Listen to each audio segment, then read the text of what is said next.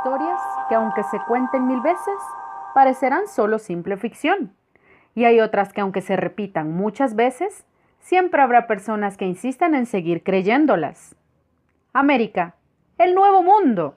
Sin duda, los conquistadores sintieron esa electricidad de quien inicia una nueva vida, de aquellos que pueden escapar de los antiguos errores, cimentar una sociedad digna, próspera y sin los vicios que aquejaban el antiguo reino, pero sobre todo representaba la oportunidad de crear un legado que perdurase por siglos. Sí, sabemos lo que están pensando.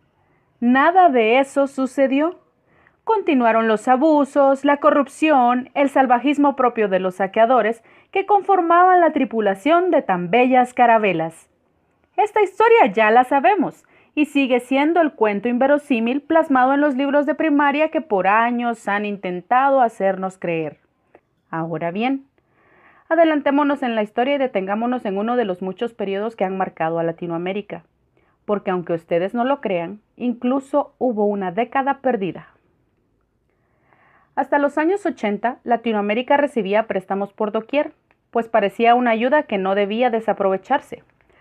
Todos creían en los planes de desarrollo y en las entidades financieras en que aparecía deseaban ayudar a cambiar el pasado y crear un futuro mejor y más próspero para la región. ¿Qué es la deuda externa? Se refiere al compromiso financiero que se tiene con un acreedor o prestamista que es ajeno al país deudor.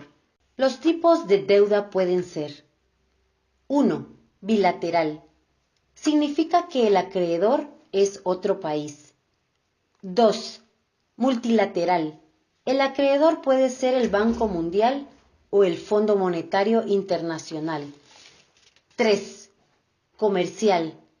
Cuando el acreedor es un banco privado. ¿Por qué se le llamó la época perdida? El verdadero caos económico se dio a inicio de los años 80, cuando los países latinoamericanos alcanzaron un punto en donde su deuda externa excedió su poder adquisitivo y no eran capaces de hacer frente a los compromisos adquiridos con los acreedores. A esta temporada se le conoció como la década perdida de América Latina. Fue la Comisión Económica para América Latina, CEPAL, quien acuñó este término para referirse al periodo en donde hubo una disminución de la producción, pérdidas en las inversiones a nivel macroeconómico, lo cual a su vez incidió en la falta de ingresos y de empleo a nivel microeconómico, es decir, en los hogares. De esta cuenta, tenemos que en los años 70 la pobreza había disminuido un 40%, mientras que durante la década perdida aumentó un 48.3%. Elementos que incidieron en la época perdida. Otros elementos que incidieron en el periodo fueron el sobreendeudamiento, la recesión mundial, las diferencias entre los precios del petróleo entre 1973 y 1979, así como el aumento de tasas de interés por parte de Estados Unidos en 1979. Aunado a esto, la falta de estrategia de crecimiento implementada por los gobiernos de cada país terminó por hundir más a la región. Pero la cúspide de la crisis fue la interrupción de flujo de capitales hacia la región en 1982. La huida de los capitales es provocada, entre otras razones, por el temor de los negociantes extranjeros a no recibir de vuelta su inversión, por lo que dejó de ser atractivo invertir en la región latinoamericana. La interrupción generó más desempleo e incertidumbre. Si a esto se le suma el hecho de que en esa época se desataron varias guerras internas en los países latinoamericanos, lo cual expandió aún más la crisis, misma que ensombreció las posibilidades de crecimiento de los pueblos. La deuda externa, lejos de ser simples números, representa para los países un reto político e ideológico que los acompaña desde su emancipación y que pareciera un asunto difícil de cancelar. Al no existir políticas definidas para enfrentar la crisis que aumenta cada año al cargarse los intereses sobre los préstamos que se vienen arrastrando, y que muchas veces se renegocian para ampliar los plazos de pago, pero que a la larga no es la solución. Toda inversión económica persigue ser aumentada o recuperada. El caso de los países latinoamericanos, este objetivo no se cumple, pues las pocas inversiones que se realizan ofrecen pocos resultados visibles. Además, son absorbidos y no recuperados. ¿A quién le debe Latinoamérica? Tanto el Banco Mundial como el Fondo Monetario Internacional nacieron a partir de los acuerdos de Bretton Woods en 1944. Bretton Woods tenía como fin establecer el sistema monetario internacional en el periodo de la posguerra. Es necesario establecer los fines con los cuales nacieron las entidades financieras inscritas a Naciones Unidas, y de esta cuenta tenemos que el Banco Mundial surgió como entidad encargada de prestar dinero a los gobiernos para evitar que cayeran en mora. En síntesis, su función primordial es preservar la estabilidad financiera y promover la cooperación monetaria internacional. En el caso del Fondo Monetario Internacional, otorga préstamos para proyectos de desarrollo social y reducción de la pobreza. Son ambas entidades las que han liderado el tema de los préstamos en la región. Sometimiento, control o ayuda.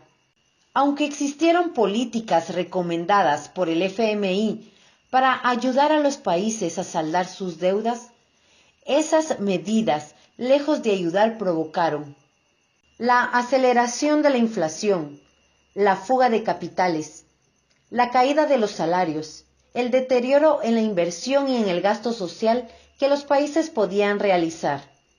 En palabras más sencillas, se destruyó el mercado interno, que trajo consigo el decrecimiento, la poca demanda y el escaso ahorro. Otros aspectos como la expansión de dólares disponibles para prestar, innovaciones financieras, los petrodólares y eurodólares. Estos últimos no solo determinaron la disponibilidad, sino también la forma de prestarlos. Si tomamos como ejemplo la crisis de 1982, podemos notar que hubo una interrupción en el ingreso de capitales en forma de deuda a los gobiernos de la región, por lo cual varios de ellos se declararon con dificultad para ponerse al día con los pagos y a buscar otras formas de sustentar esa deuda. El problema de fondo fue la excesiva dependencia de los capitales externos, en particular de la deuda. Una economía muy dependiente del endeudamiento externo es vulnerable a alteraciones del entorno económico externo. ¿Alivio de la deuda? Las entidades financieras, proveedoras del capital, al notar la imposibilidad de los países para afrontar sus deudas, implementaron planes que ayudarían, si no a eximirlos de pagar, a renegociar los términos o ampliar los plazos de pago. El Plan Brandy, propuesto en 1989, facilitó el retorno del financiamiento a través del mercado internacional de bonos. En otras palabras, permitía a los deudores convertir los préstamos en bonos.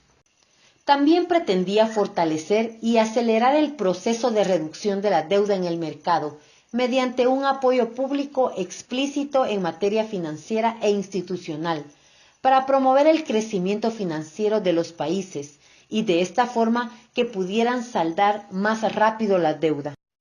El Plan Baker fue presentado en la reunión anual del BM y el FMI en 1985 por el secretario del Tesoro norteamericano James Baker y se trató de un programa para el crecimiento sostenido destinado a los países más endeudados. El plan proponía que los bancos comerciales facilitaran nuevos préstamos por $20.000 millones a lo largo de los siguientes 3 años, y de los cuales $7.000 millones corrían a cargo de los bancos de Estados Unidos, mientras que los otros 13.000 millones serían aportados por los bancos de otros países. Incluso se habló de que el BM y el FMI agregarían 9.000 millones más. Tiempo después, ninguna de las entidades aludidas aportó lo que había acordado, y el plan perdió fuerza ante la negativa de los bancos privados para emitir más préstamos. ¿Podrá alguna vez Latinoamérica salir de la deuda externa que le resta tantas oportunidades de desarrollo? Para hacer conclusiones, veamos un simple ejemplo de cómo funciona el sistema al momento de que un país no logra solventar un préstamo. Supongamos que un país tiene dificultades para cumplir con los pagos. Una de las opciones que le ofrece el acreedor es refinanciar su deuda, es decir, se procura modificar los términos del préstamo con el fin de que sea más factible pagarlo. Lo que gana el acreedor es asegurarse que la nación deudora puede pagar. Pero redefinir la deuda no significa otra cosa que cambiar una deuda por otra, es decir, que el prestamista presta más dinero a menos tasa de interés para pagar en plazos mayores, pero no se elimina el factor deuda. Según la CEPAL, Latinoamérica hasta 2007 tenía una deuda de 734.000 millones de dólares, mientras que para 2016 la cifra superó los 1.542.000 millones de dólares. A manera de conclusión, podemos decir que en la región latinoamericana existe una ortodoxia monetaria impuesta, irresponsable pero conveniente sobre todo para los organismos internacionales que utilizan la deuda como un mecanismo de sometimiento, control y dependencia